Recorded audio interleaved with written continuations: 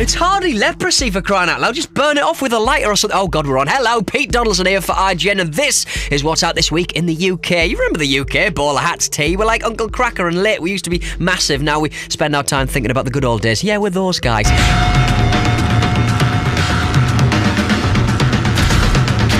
Hitman, or should that be Hatman? Because he wears a lot of...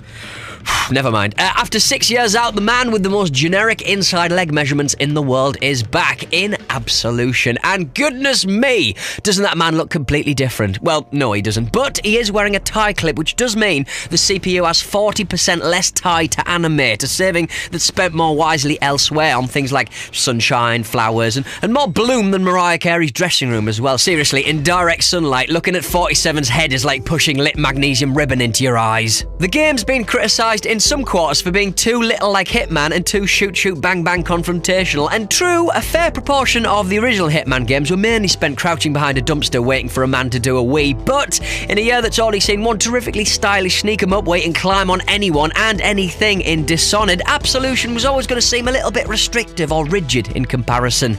My advice, play it on one of the 5 higher difficulty levels and you've got your old Hitman back, where every misplaced footstep is met by a "holy crap, it's that guy" and the sweet kiss of gunfire.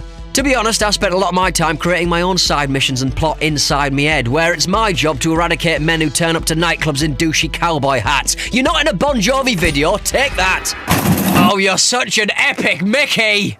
Stop being an epic Mickey! Epic Mickey, my favourite insult for someone who's being a feckless idiot, is back in Epic Mickey, The Power of Two.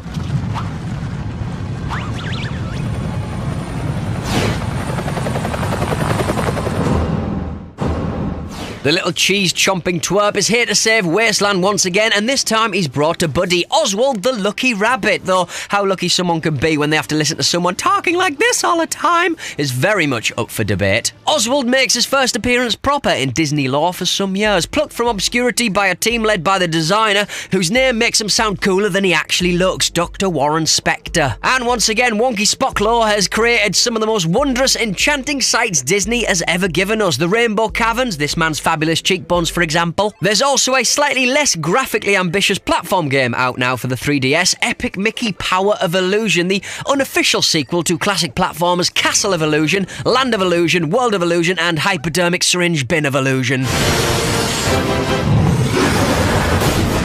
Who loves them Lord of the Rings? Everyone! Who loves Lego? Not my mother. She used to fob me off with stickle bricks, which, if you're not familiar, were kind of like playing with voxels in a polygon world. Oh yeah, video game tech references. You should see me talking to girls. When clinging to hope in the face of growing darkness.